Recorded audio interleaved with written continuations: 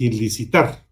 Entonces, a veces algunos políticos pues, han utilizado este tipo de eventos, una emergencia nacional, para declarar un estado de calamidad y gastar de una forma más rápida, sin tanto procedimiento. Bueno, entonces, gracias a Dios, pues las cosas se han ido normalizando. Como les he comentado, yo vivo en la Antigua y aquí los temblores pues han sido pues, bastante fuertes. Sin embargo, estamos acostumbrados aquí, no es que tiemble todos los días, pero sí es un poco seguido, entonces no nos asustan mucho los temblores.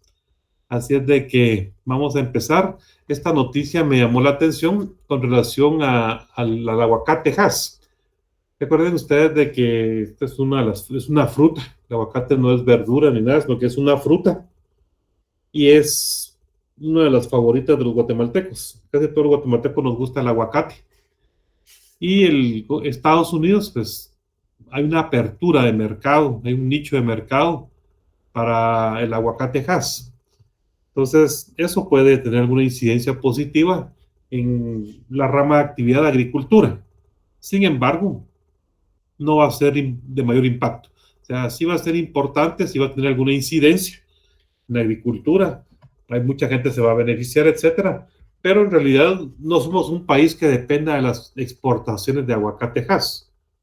Entonces, no va a tener mayor impacto en la agricultura. Pues por lo menos si va ¿cómo se llama? A generar valor agregado, van a haber más personas que se van a beneficiar, etcétera. Pero no va a tener un impacto como que si crecieran las exportaciones de azúcar, de café, de banano, de cardamomo, los productos que conocemos como los tradicionales. Entonces Guatemala le está apostando a entrar al mercado estadounidense, ya que es el principal comprador de aguacates de la variedad Hass. Ya exportan productos procesados de aguacate, se está a la espera del permiso final para vender la fruta en su estado natural. Creo que aquí hay algunos datos que refieren a export. Yo, complementando la noticia, busqué en la página del Banco Guatemala las exportaciones de aguacate, pero fíjense que no aparece como tal, sino que aparecen dentro de un grupo. Muy bien. Esto es lo que habíamos platicado la semana pasada, ya lo habíamos definido. Y aquí tengo yo los datos del año 2024 y las proyecciones 2025. Entonces, este año la economía pues, va a tener una expansión, porque 2023 3.5, 2024 3.7 y 2025 3.8. Entonces vemos que hay una expansión económica en este año. La economía va a tener un crecimiento sostenido. Luego vemos que la inflación observada al mes de mayo fue de 1.69. No he visto la de julio, la de junio, no sé cómo habrá cerrado, pero la inflación de mayo es 1.69, el ritmo inflacionario, y está dentro de la meta. Incluso está muy parecido a como cerró en diciembre de 2024. Luego el tipo de cambio se ve una leve depreciación en el tipo de cambio. ¿A qué me refiero con una leve depreciación, jóvenes? Una leve depreciación con el tipo de cambio. ¿A qué me refiero? Ana Gabriela Gómez.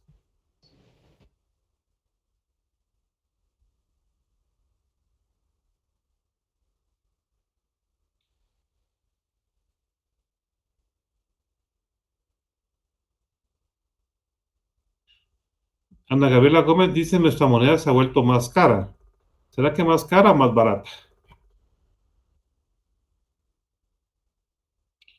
Porque si lo vemos en función de la moneda de Estados Unidos, estamos dando menos quetzales por dólar.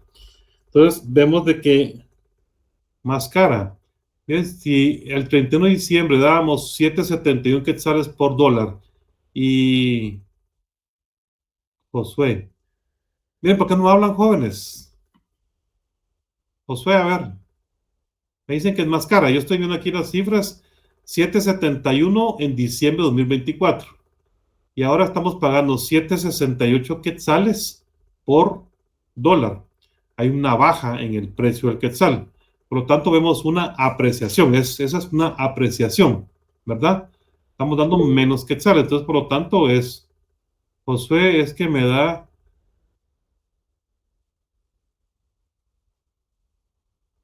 eh, es una apreciación.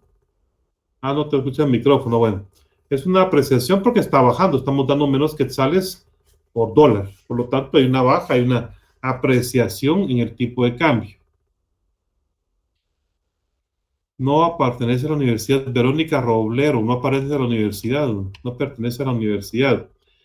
Bueno, la tasa de interés líder, ya sabemos que es la tasa de interés de política monetaria. El semestre pasado hablamos hasta el cansancio de eso. Y vemos que no hay presiones inflacionarias. La inflación ha estado estable, por lo tanto, la tasa de interés líder se ha mantenido.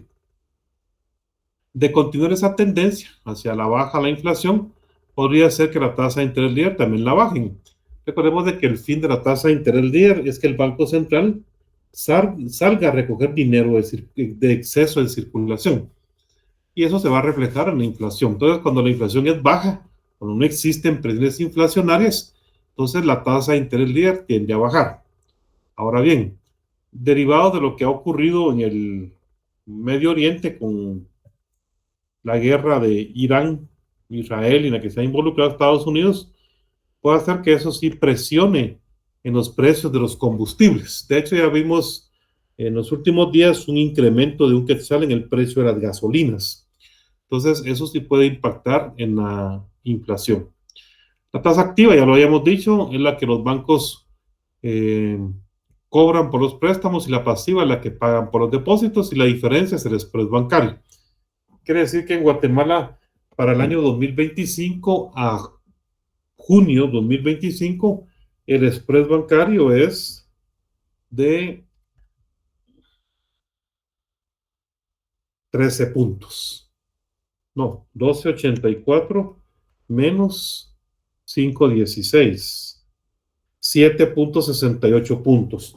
Ese es el spread bancario, es el margen de intermediación financiera. Luego hablamos también de las reservas, que es la posición externa de la posición de Guatemala respecto al sector externo. ¿Y ustedes a qué creen o a qué atribuyen este incremento en las reservas monetarias internacionales? De 24.000 millones al 31 de diciembre a 27.000 millones al 30 de junio. ¿A qué atribuyen ustedes ese incremento de las reservas monetarias internacionales? La elección de Donald Trump. Pero, ¿cómo puede influir la elección de Donald Trump? Bueno, al temor de unas políticas de deportación más intensivas, pues los migrantes en Estados Unidos puedan mandar más divisas, más remesas en este caso, en previsión a una posible deportación. Ah, bueno, Y pero esas remesas, pues, ¿cómo llegan esas reservas? ¿Cómo aumentan las reservas del Banco de Guatemala? Porque las remesas vienen a las familias, no vienen al Banco de Guatemala. se puede transferir ya sea mediante consumo o mediante ahorro, principalmente mediante ahorro, que se va al sistema bancario. Muy bien, gracias, don Mario Rosa. Mario Rosa, ¿alguien más? Carlos Alberto Escobar se encuentra.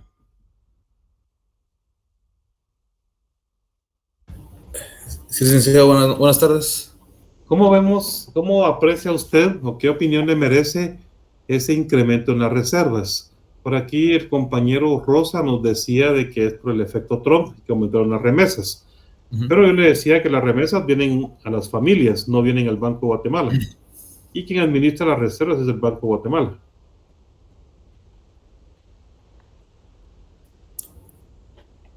Pues Mario tocó un tema de que como esas remesas que reciben las familias se quedan en ahorro en los bancos.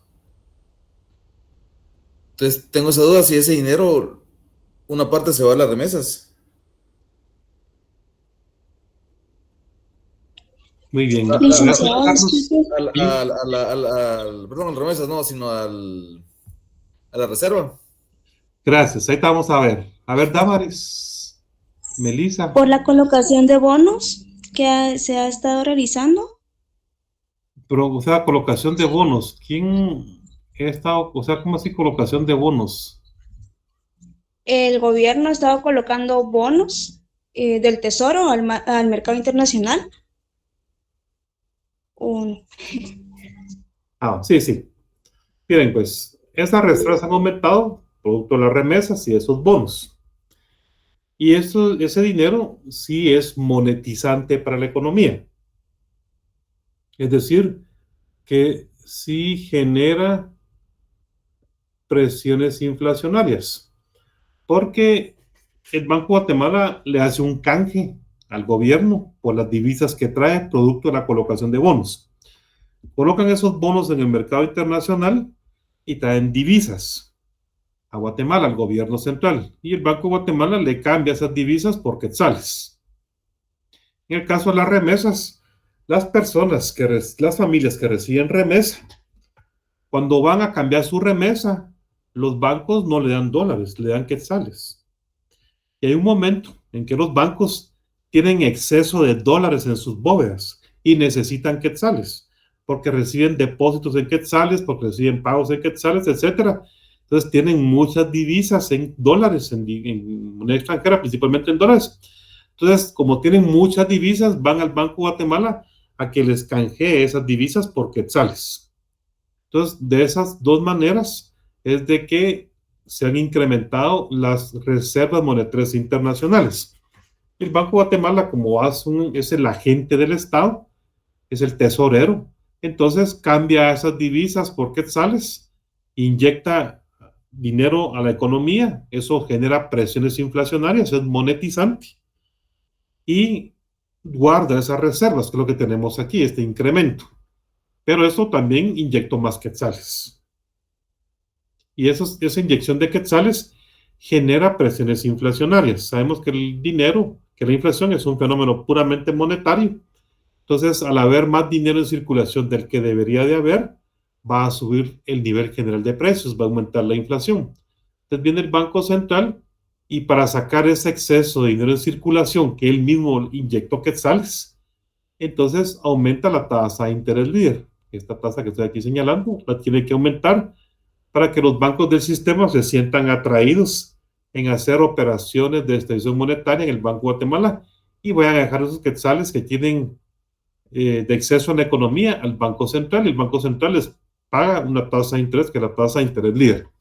Entonces vemos un aumento importante en las reservas, y ya en el curso del semestre anterior establecimos los criterios por los cuales se puede establecer si un país tiene un buen nivel de reservas.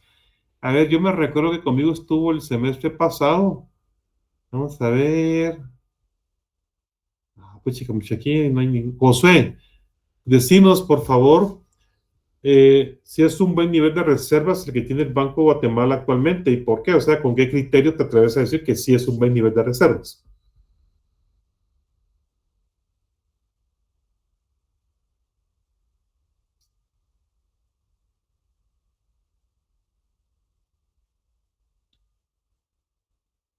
En lo PROSNA, no sé qué es eso.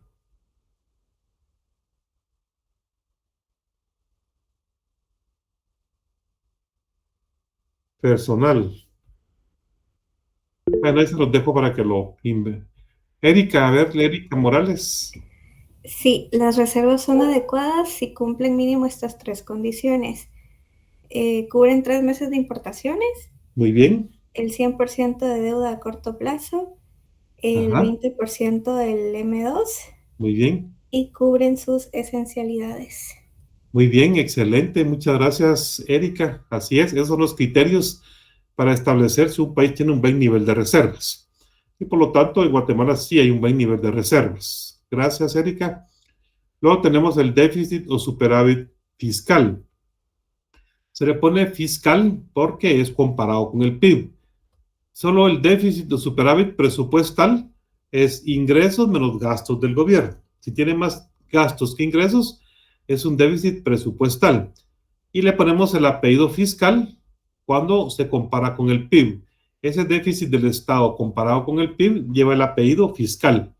Y para el año 2025, el gobierno central ha proyectado un déficit fiscal de 3.7%.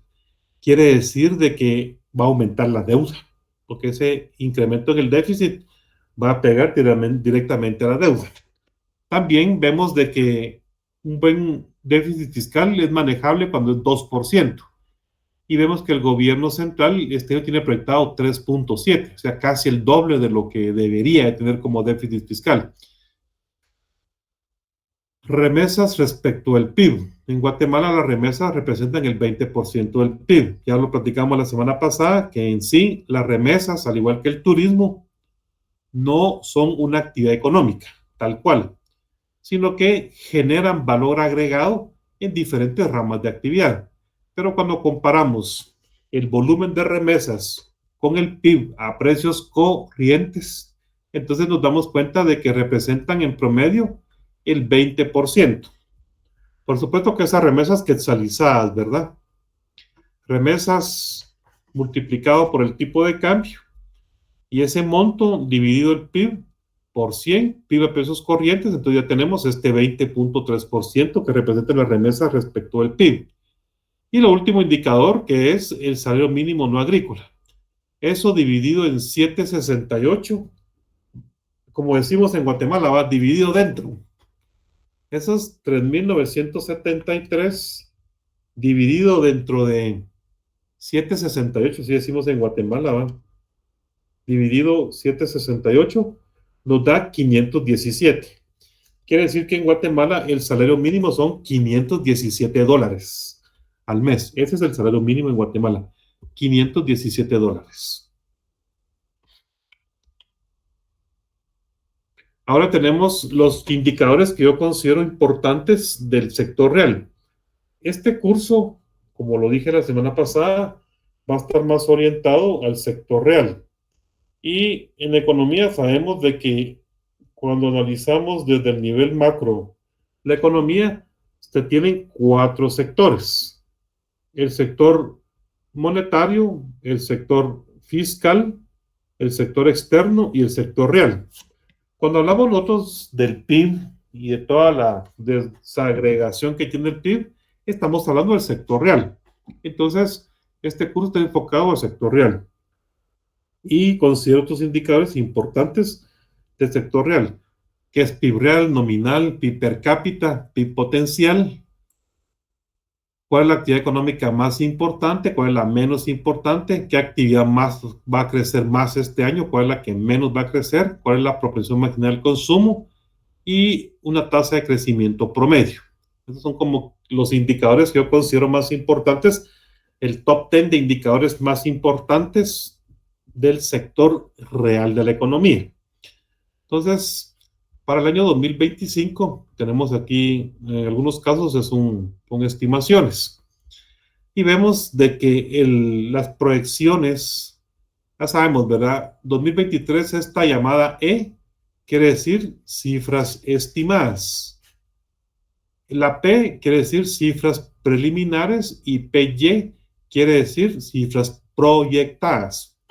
Entonces, las proyecciones del Banco de Guatemala para el año 2025, en el caso del PIB real, está entre 2.8 y 4.8, un valor central de 3.8. Eso es lo que ha proyectado el Banco de Guatemala de crecimiento económico para el año 2025.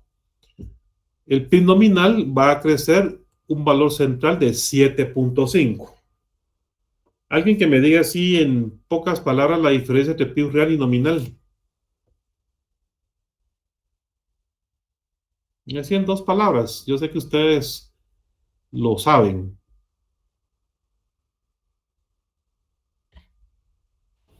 Año base y el otro sin año base, Rec. Muy bien. Gracias, corrientes. Muy bien, el PIB real es a precios de un año base, que es 2013. El PIB nominal es a precios del año en curso. Muy bien, gracias, Luis Fernando. Luego tenemos el PIB per cápita. Ojo, que es el PIB nominal, ¿verdad? PIB nominal dividió la población, dividió tipo de cambio, porque ahí está el PIB per cápita en dólares.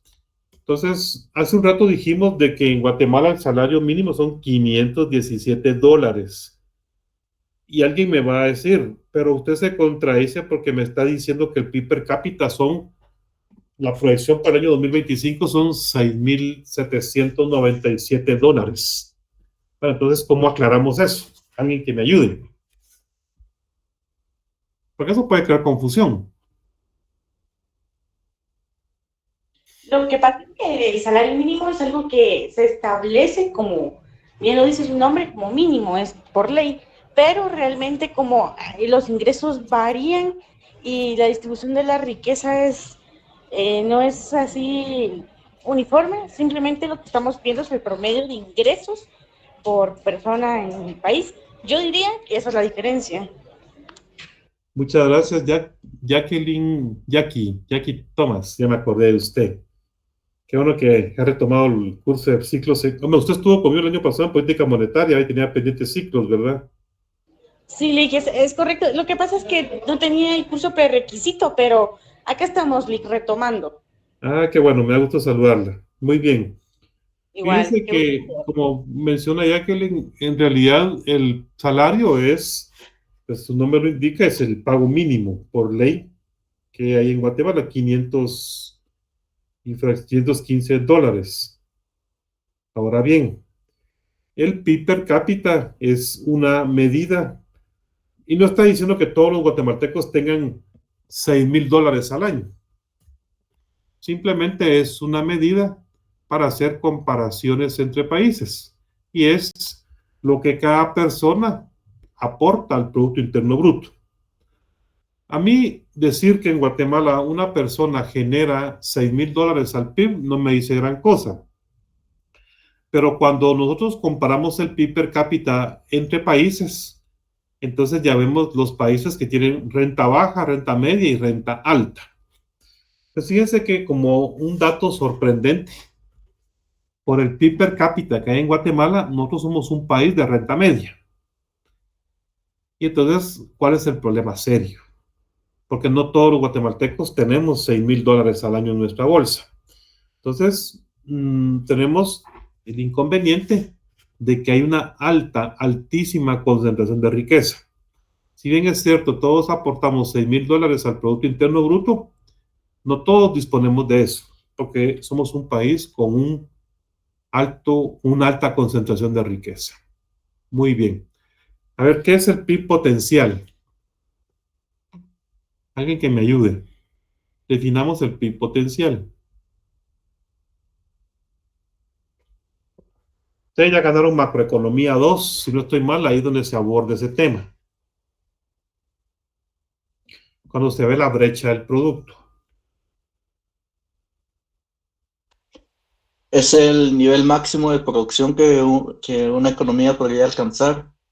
Teniendo sus factores plenamente ocupados, ¿verdad? Sí. Muy bien. Y entonces, en Guatemala, es la última revisión que yo he visto de PIB potencial. ¿Sí? Entonces, 3.5. Pregunto ahora, si la proyección de PIB para el año 2025 es de 3.8, ¿qué opiniones merece a ustedes? La economía ha proyectado el Banco de Guatemala que crezca 3.8 en el 2025. Bueno, es un buen crecimiento, no es un buen crecimiento, más o menos, depende, dijo Pepito, a saber usted, a mí o sea, quiero escuchar una opinión de ustedes como estudiante de quinto año de economía. Licenciado, ¿comparando con qué año? No sé, o sea, el 2025 la proyección es 3.8 el crecimiento del PIB. ¿Qué opinas vos de eso? ¿Es un buen crecimiento? ¿No es un buen crecimiento? Más o menos, o sea, ¿cuál es tu opinión? Pues viendo las comparaciones con respecto a otros años, siento que se ha mantenido. Muy bien. Gracias, Luis Fernando. Es una tasa de crecimiento aceptable, podríamos decir, de acuerdo con... Yo voy a parafrasear o voy a interpretar o tergiversar lo que dice Luis Fernando. O sea, es un crecimiento económico aceptable, porque si vemos las tasas de crecimiento de años anteriores, pues está un poco por encima del crecimiento de años anteriores, y también este año va a crecer por encima del PIB potencial. Si el PIB potencial es 3.5 y va a crecer 3.8, va a crecer por encima del PIB potencial. Tenemos una brecha positiva. Entonces, la proyección de este año es un buen crecimiento.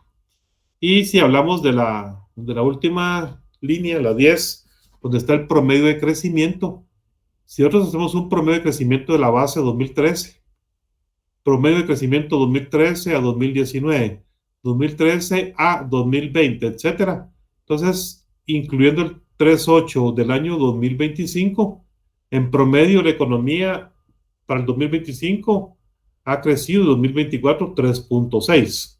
Entonces, si este año va a crecer 3.8, tenemos otro elemento, otro argumento para decir que la economía de Guatemala este año va a tener un buen crecimiento.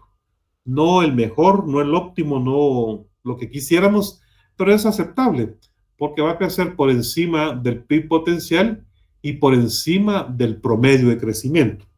Recordemos que no es lo mismo el PIB potencial que la tasa de crecimiento promedio del PIB. Son cosas diferentes, pero la gente lo puede malinterpretar, lo puede tergiversar.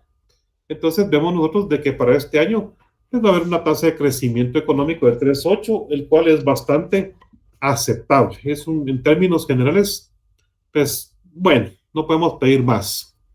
Muy bien, la actividad económica más importante, la que más pesa dentro del PIB, se llama comercio y reparación de vehículos. Esa actividad aporta al PIB, miren, 21%. Es la actividad económica más importante.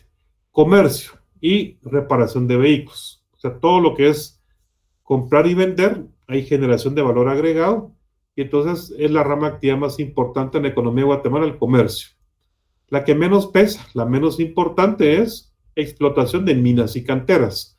Aporta el 0.6% al PIB, o sea, ni el 1% aporta la minería en Guatemala al PIB. Por lo tanto, si la actividad minera crece bastante o crece poco, o tiene una tasa negativa de crecimiento, pues no va a impactar en el PIB, porque su incidencia en el PIB, su peso entre el PIB es de menos del 1%. Para el año 2025, ¿cuál es la actividad que más va a crecer? Actividades financieras y de seguros. De acuerdo con las estimaciones del Banco de Guatemala, esta es la actividad que más va a crecer en el 2025, actividad financiera y de seguros. La que menos va a crecer es minas y canteras. A ver, ya que... Una pregunta, mire, fíjese que yo tengo curiosidad, yo estoy viendo su pantalla, pero lo que veo es que está presentando la tablita de indicador, año y tal, pero escucho que nos está detallando el crecimiento económico por sector. Entonces, no sé si eso es el slide adecuado que deberíamos estar viendo. Sí, lo que pasa es de que abajo tiene unas llamadas. Entonces, aquí abajo dice 2025. Entonces yo puse, vamos a ver, número 5, actividad más importante, tiene una llamada A. Entonces, para el año 2025, 21.1, que se refiere a comercio y reparación de vehículos. Luego, la número 6, la menos importante, es la que menos aporta al PIB. El inciso B para el 2025 es minas y canteras. ¿Sí estamos bien ahí? Sí, ya entendí, okay. Gracias. Y como que la tenemos contra la minería, porque en el año 2025 la que menos va a crecer, la menos dinámica va a ser minas y canteras. Pero es la que menos va a crecer este año, pero también es la que menos pesa dentro del PIB. Entonces, no va a tener mayor incidencia la minería en Guatemala este año, no obstante que va a tener una tasa de crecimiento baja. Luego, el inciso E, no encontré para el 2025 a precios corrientes, pero está la propensión marginal al consumo y el 2024. ¿Qué significa ese 1.02 de propensión marginal al consumo? Definamos qué es eso. ¿Qué es la propensión marginal al consumo?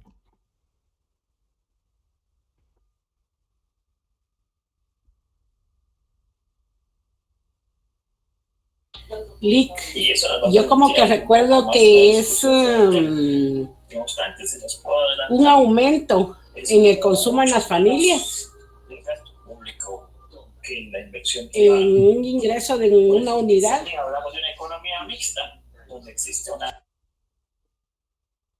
Muy bien. Licenciado, Sí, la proporción luego. marginal al consumo es la fracción que uno lo destina, como bien dice, al consumo en lugar del ahorro.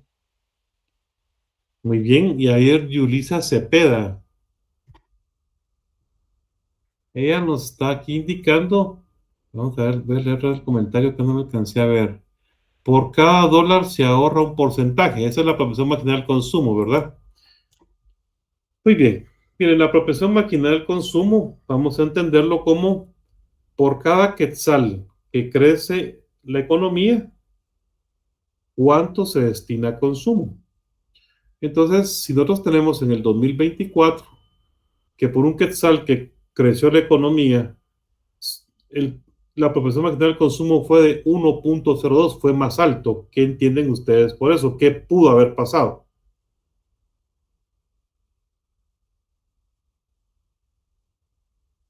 Porque alguien me puede decir que eso no le suena muy lógico.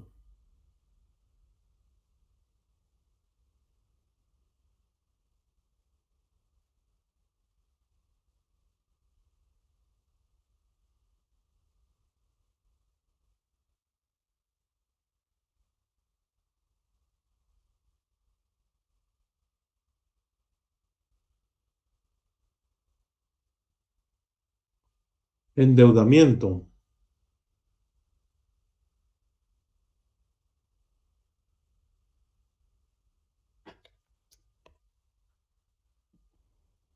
Fíjate que nos hemos trabado en muchos semestres hablando de la propensión marginal al consumo. Y miren, es simplemente una relación. Un quetzal que crece la economía, 1.02 crece el consumo. Esa es la propensión marginal al consumo. Estamos viendo que no va en la misma relación, que el aumento del consumo es mayor al aumento del PIB a precios corrientes. Y entonces, si el consumo aumenta más que lo que aumenta la producción, quiere decir que es menos el ahorro. Cuando tenemos al tema del multiplicador, vamos a calcular la propensión marginal al consumo. Si me permiten, ¿quieren que lo calculemos ahorita en la clase en 2 minutos? Tilic. Voy a entrar ahí. Entonces quiero que me vayan siguiendo.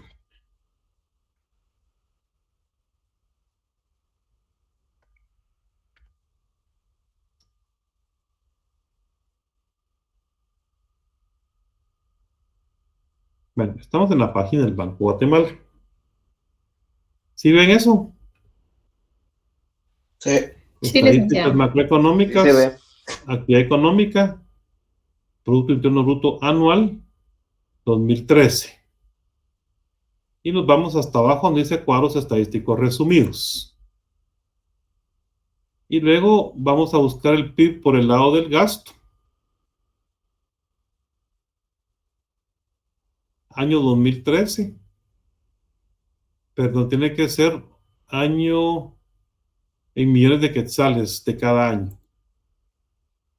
El Producto Interno Bruto por el lado del gasto.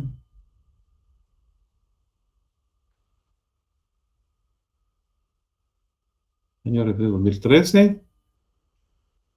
Resumidos, dijimos. Producto Interno Bruto total, año de referencia, medido por el lado de la producción, por el lado del gasto, referencia 2013, millones de quetzales. Aquí está.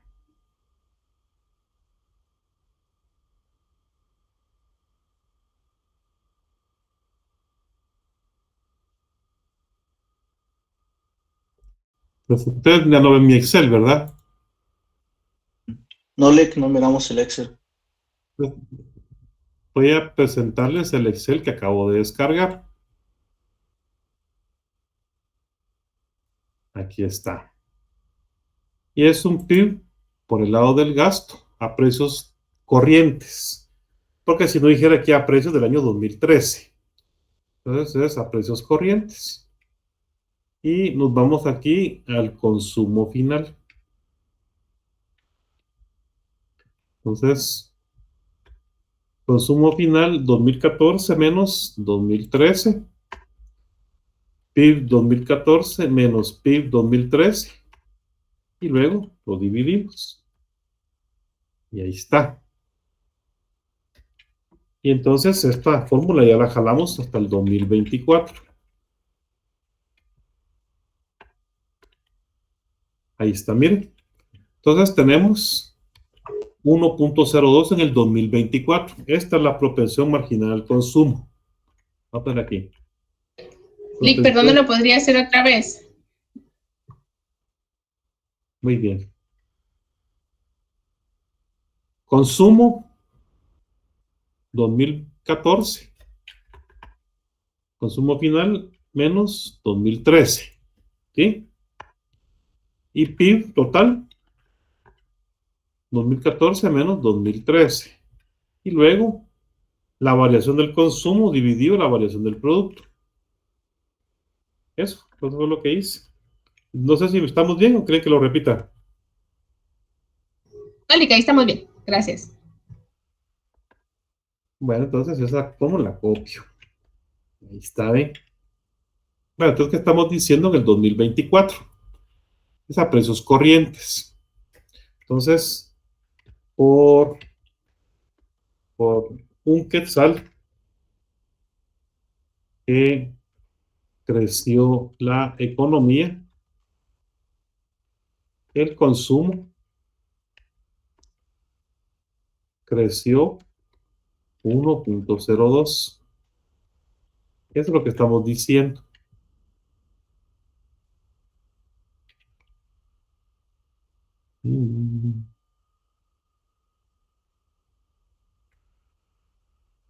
Simple. Por un quetzal que creció la economía, el consumo creció 1.02. Igual el año anterior, ¿verdad? Aquí. El consumo creció, aquí fue 0.85. Eso es lo que estamos diciendo en pocas palabras. Y esa es la propensión marginal al consumo. ¿Sí estamos bien? Jóvenes. ¿Pero eso qué significa, Lick? Como estamos viendo, la variación del consumo y la variación del producto, y a la hora de comparar las dos variaciones, en el caso del 2024 nos da 1.02. Como dice aquí, por un quetzal que creció la economía, o el PIB, el consumo creció 1.02. Es la propensión marginal del consumo. Y entonces no hay ahorro. 1 menos 1.02 me da menos 0.02. Eso fue el ahorro. Es un desahorro. Es decir, que en el año 2024 en la economía no hubo ahorro. Porque el consumo creció más que lo que creció la producción. O sea que en este caso, lo que la gente hizo fue como tomar parte de sus ahorros más sus ingresos durante este año en el que el consumo creció 1.02. Sí, pero la gente el crecimiento del consumo fue mayor al crecimiento de la producción. La gente consumió más de lo que produjo.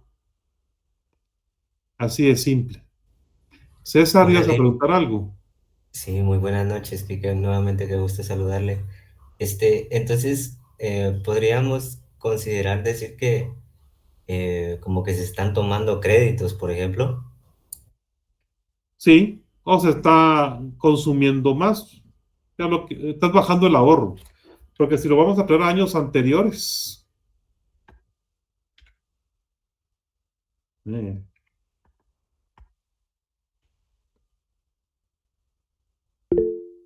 Ahí está. Si lo traemos a años anteriores.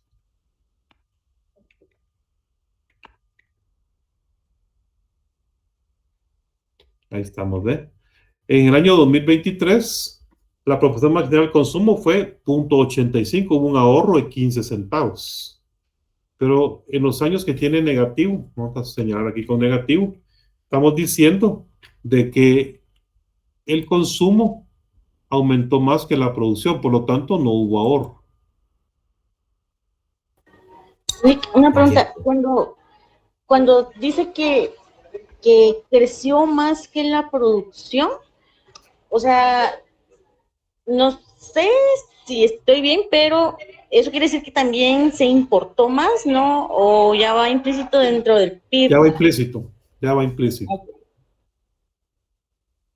Ya va implícito. Claro que les dije que esto despertaba muchas inquietudes. Por eso fue que lo puse. Estamos bien con la proporción marginal del consumo, jóvenes. Este es un insumo del multiplicador de la economía. Es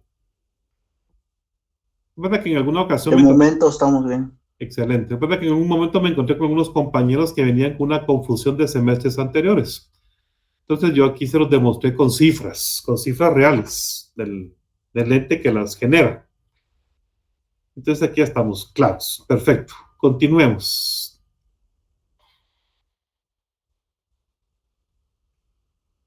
Ya conozco a mis niños, qué les apasiona, qué les gusta.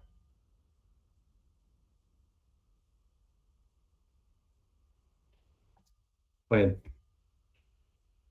Entonces, ya estamos con el crecimiento. El crecimiento promedio es una tasa de crecimiento del PIB real del 2019, del 2013 al 2019 fue 3.6, del 2013 al 2020 en promedio fue 2.8. Entonces, si vemos el crecimiento promedio, en ningún año fue negativo, no obstante que el año de la pandemia fue negativo la tasa de crecimiento real, la tasa de crecimiento de la economía no ha sido negativa. Y en promedio del 2013, que es la base, ¿verdad? Al 2025 la economía ha crecido 3.6 y este año va a crecer por encima del promedio. Por lo tanto, es un buen crecimiento de la economía para el año 2025. Muy bien. ¿De qué depende el PIB de qué depende la riqueza de un país? Esta pregunta me gusta plantearla. Depende del nivel de producción. Ajá. De la producción. Sí, Jacqueline, le escuchamos. Díganos. No, o sea, hasta ahí se quedó mi respuesta. Ok, gracias. ¿De qué depende la riqueza de un país? Gracias de la producción, gracias. ¿Alguien más? ¿De qué depende? Josué dice que de sus recursos y mano de obra. Del hombre. Muy bien, José. ¿Alguien más? ¿De qué depende la riqueza? De las reservas monetarias. De las reservas, dice Mirna. Muy bien. No sé qué me están diciendo ahí, pero barajo por si acaso. A ver, ¿de qué depende de los países ricos? Pues hablamos de países ricos. Bueno, ¿qué es eso? De los factores de producción, Lick. De los factores de producción. Fíjense ustedes, así como el año pasado, de las instituciones, así como el año pasado, que hubieron olimpiadas, uno mira al final de la justa deportiva, mira el medallero olímpico. Y entonces se da cuenta que los países que son potencia económica, los países más ricos, los más desarrollados, son los que sacan más medallas. ¿Verdad? Y entonces, eso tiene que ver con el desarrollo. ¿Sí? Pero no es lo mismo una economía grande. No es lo mismo que sea el país rico y que sea desarrollado. Entonces, ¿de qué depende que un país tenga un PIB grande? Combinación de factores económicos, sociales y políticos. Muy bien, Luis. Excelente. ¿Alguien más? ¿De qué depende el tamaño de la economía de un país? A eso quiero llegar. Es una condición para el desarrollo que un país tenga un buen desempeño económico, un crecimiento de la economía. No podemos hablar de una legislación social avanzada si no hay crecimiento de la economía, si no estamos produciendo. Entonces, la pregunta es, bueno, ¿de qué depende el tamaño de una economía?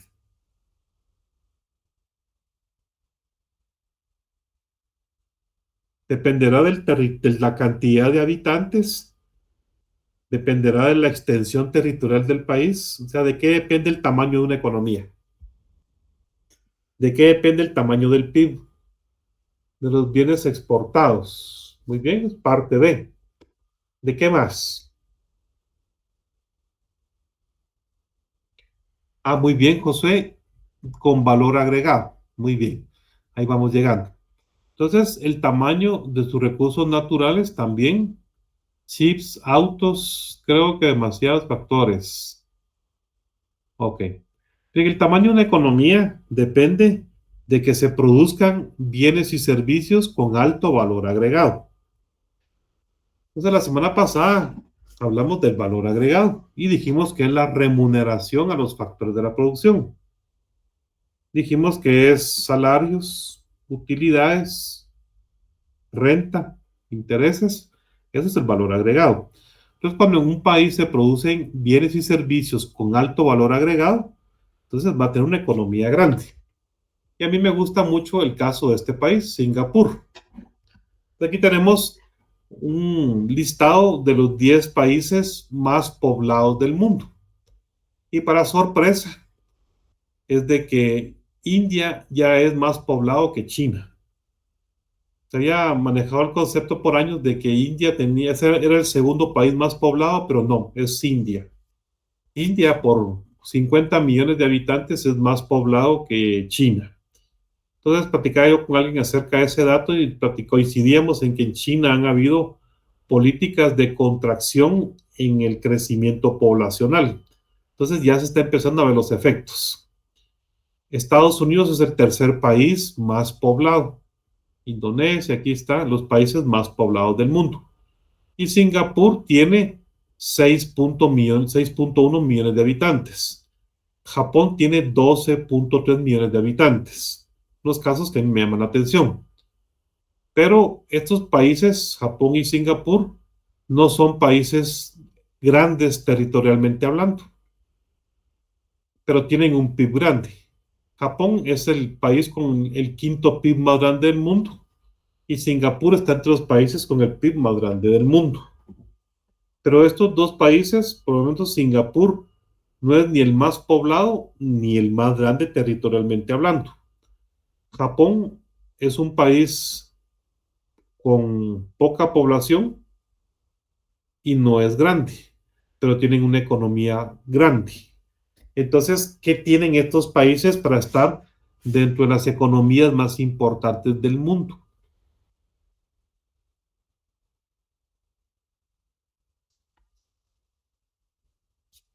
¿Qué mérito tienen para tener economías grandes?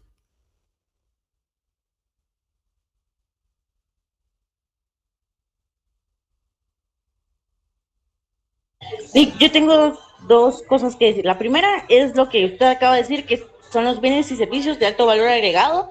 Me imagino que eso es lo que tienen, no es tanto la población. Y lo segundo, mire, fíjese que me genera duda lo que está comentando porque se dice mucho que Guatemala no es un país pobre, sino que lo que está mal es la distribución de riqueza. Pero como tal no es como que los bienes y servicios que se producen, que todos sean de alto valor agregado. Solo un pequeño sector que es el de mayor peso de la economía, pero pues por ahí es donde se genera mi duda, porque no está como que tan en línea con lo que se está diciendo ahorita con la teoría. Ah, muy bien, gracias por su inquietud. ¿Alguien más? Y ya vamos a ir aterrizando con este tema. ¿Alguien más que quiera intervenir con su opinión? Todos son bienvenidos con sus opiniones, jóvenes.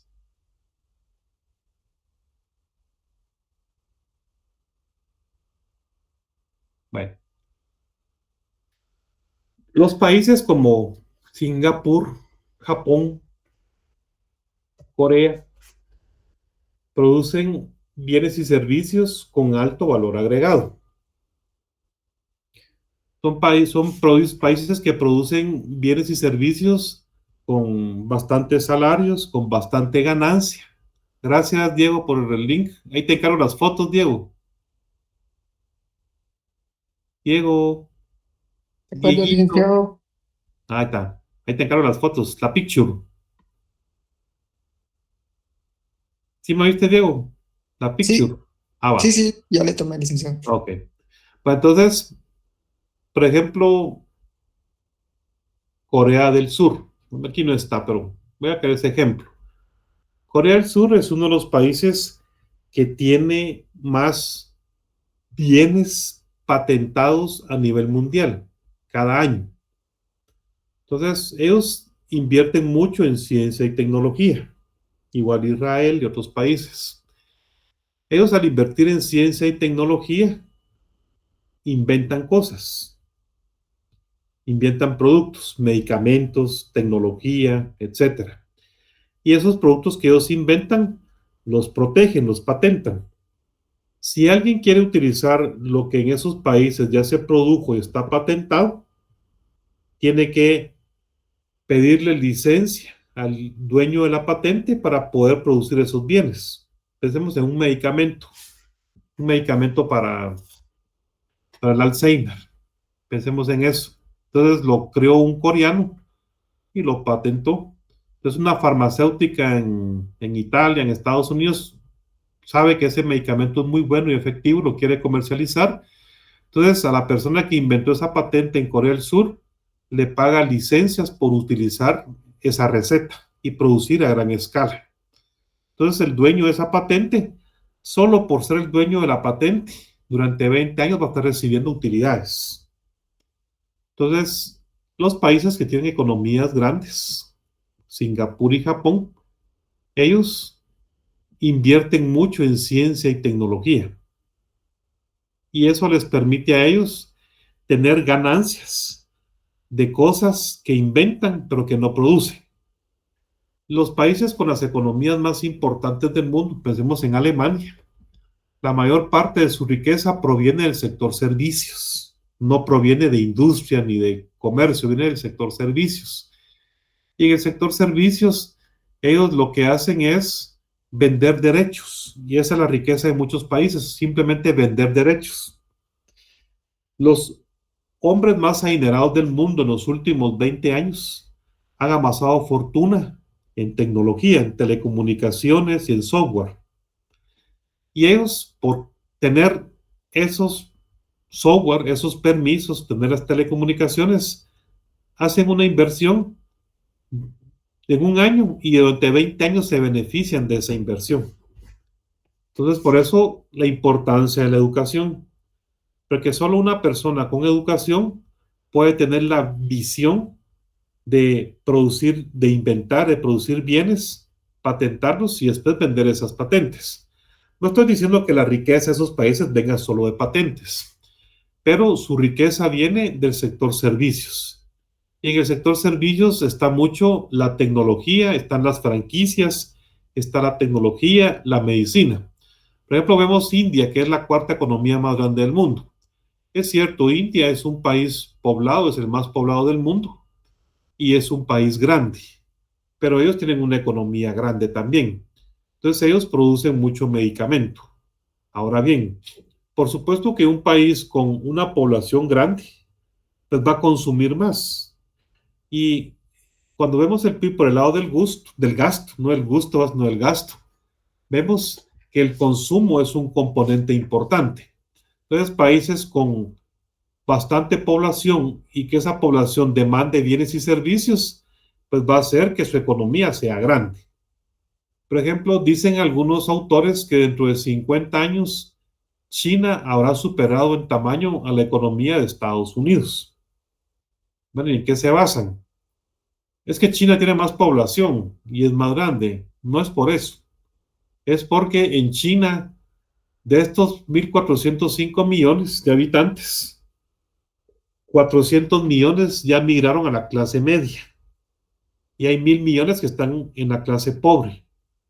Pero estos 1.400 millones, 400 millones ya es gente de clase media y media alta, ya demanda bienes y servicios que hay que producir para que ellos consuman. Entonces vemos un mercado ya del tamaño de Estados Unidos. En Estados Unidos, que es una población de alto consumo, una población consumista, que tiene 342 millones de habitantes, China ya tiene un mercado más grande, ya tiene más población consumista que Estados Unidos. Entonces, cuando vemos el PIB por el lado del gasto, cuando vemos que hay bastante consumo, pues tiene que haber quien produzca lo que se demanda para consumir. Y eso genera valor agregado también. Entonces, depende también de la población, de la cantidad de habitantes que una economía sea grande. Pero no solo del tamaño de la cantidad de habitantes, depende del tamaño de una economía. Porque vemos, por ejemplo, Nigeria, que es un país poblado, Brasil también. Brasil es la economía más grande de América Latina, pero Nigeria no es una economía que trascienda, que destaque. Tiene bastante población y también tiene bastante pobreza. Y también es un país grande, es uno de los más grandes de África. Pero, digamos, Nigeria no tiene una población que consuma bastante. Esos 233 millones de habitantes que tiene Nigeria, tal vez 70, 80 millones de habitantes consumen, son clase media, lo demás es gente pobre. Entonces es un mercado pequeño, aunque es una economía poblada.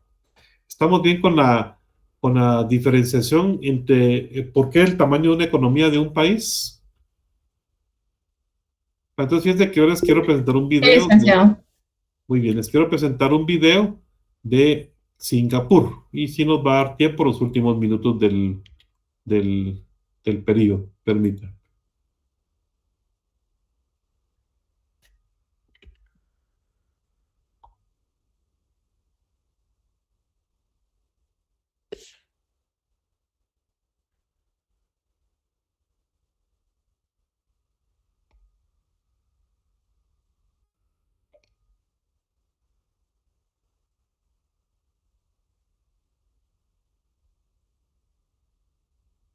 En la actualidad es uno de los países más ricos del mundo. Según su PIB por persona, está por encima de Suiza, Estados Unidos y Alemania.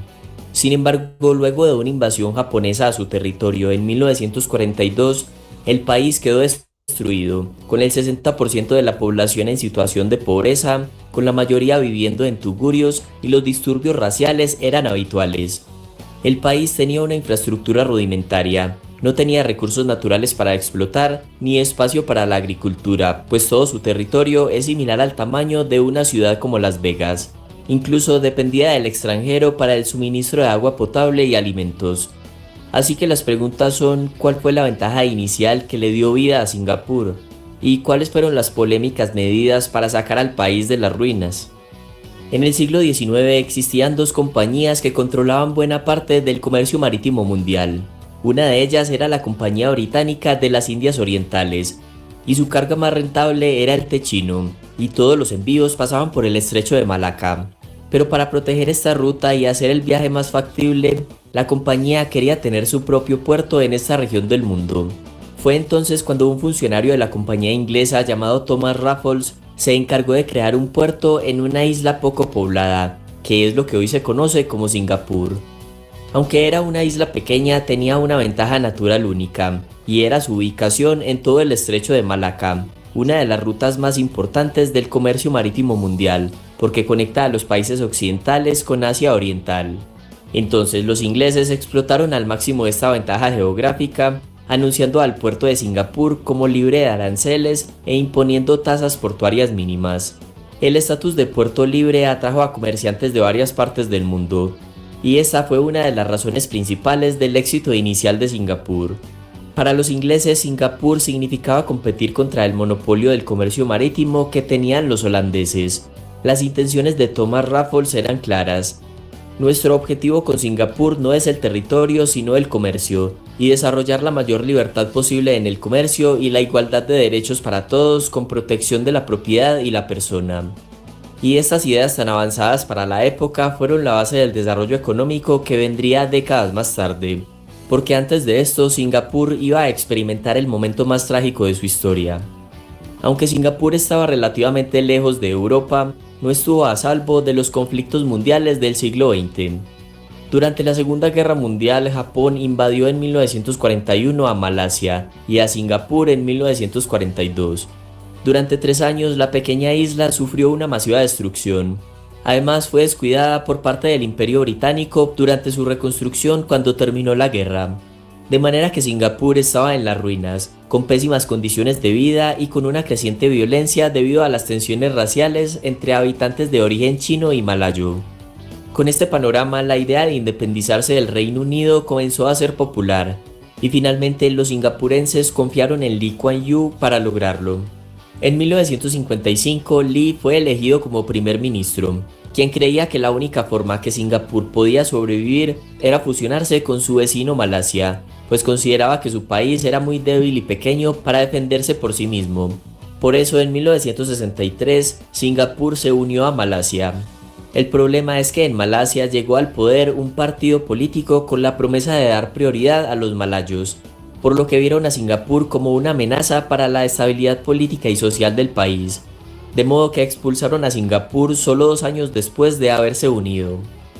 La situación de Singapur no podía ser peor, sin recursos naturales, sin industria, un mercado interno pequeño, elevada pobreza, muchos adictos al opio y unos vecinos más poderosos y hostiles y reacios al comercio. Por lo tanto, el primer ministro Lee sabía que la única forma de crecer era atraer a la inversión extranjera. Es decir, la política era retomar las ideas de libertad económica que había adoptado Singapur desde sus inicios cuando se creó el puerto libre. Por eso los impuestos y las regulaciones fueron escasas. De esta forma, Singapur comenzó a destacar en la región como una zona atractiva de inversión. Es decir, esta política de apertura a la inversión extranjera fue exitosa porque los países vecinos estaban fuertemente marcados por ideales comunistas. Estos países de la región imponían barreras proteccionistas a los capitales extranjeros, los cuales tildaban de imperialistas económicos. Así que Singapur supo aprovechar de nuevo su puerto y su privilegiada ubicación orientando su economía al comercio. Y tampoco es que hubieran muchas otras alternativas debido a su mercado interno tan pequeño de solo 2 millones de habitantes. Las compañías extranjeras comenzaron a llegar también a Singapur gracias a que las políticas comunistas de Mao Zedong en China ahuyentaron a los inversionistas de Hong Kong y Taiwán. Sin embargo, en Singapur todavía existía malestar social y tensiones étnicas internas, por lo cual se optó por restringir las libertades individuales. Se aplicaban duros castigos por generar disturbios, consumir drogas, por hacer grafitis e incluso por masticar chicle. Para el primer ministro Lee era la única forma de estabilizar la nación, pues creía que a la población no le importaría la disminución de sus libertades si eso significaba proporcionar prosperidad económica. Otra medida fue que desde 1966 el inglés se utilizó como lengua común para todos los singapurenses y como lengua principal de enseñanza en las escuelas. Esta decisión no solo contribuyó a suprimir tensiones étnicas, sino que también facilitó que Singapur se convirtiera más adelante en una ciudad global. Lee también tomó medidas drásticas para acabar con la corrupción. Condenó a muerte a los sospechosos y ofreció a los funcionarios públicos altos salarios para reducir el deseo de incurrir en corrupción. Estas medidas funcionaron porque en la actualidad Singapur es uno de los países menos corruptos del mundo. Todas estas políticas implementadas luego de la independencia de Singapur se dieron en el marco de una cultura meritocrática. La meritocracia es un sistema de gobierno en el que los puestos de responsabilidad se adjudican en función de los méritos personales. En Singapur, desde pequeños a los niños se les enseña en las escuelas la importancia del trabajo duro y que la prosperidad está al alcance de cualquiera. De hecho, en un estudio reciente, el 89% de los singapurenses encuestados afirmaban que el trabajo duro es el ingrediente clave del éxito económico. Incluso la posición del gobierno con las ayudas sociales también sigue una estricta coherencia con la filosofía meritocrática. Cuando se ofrecen ayudas sociales suelen estar estructuradas de forma que no fomentan la dependencia de la asistencia social.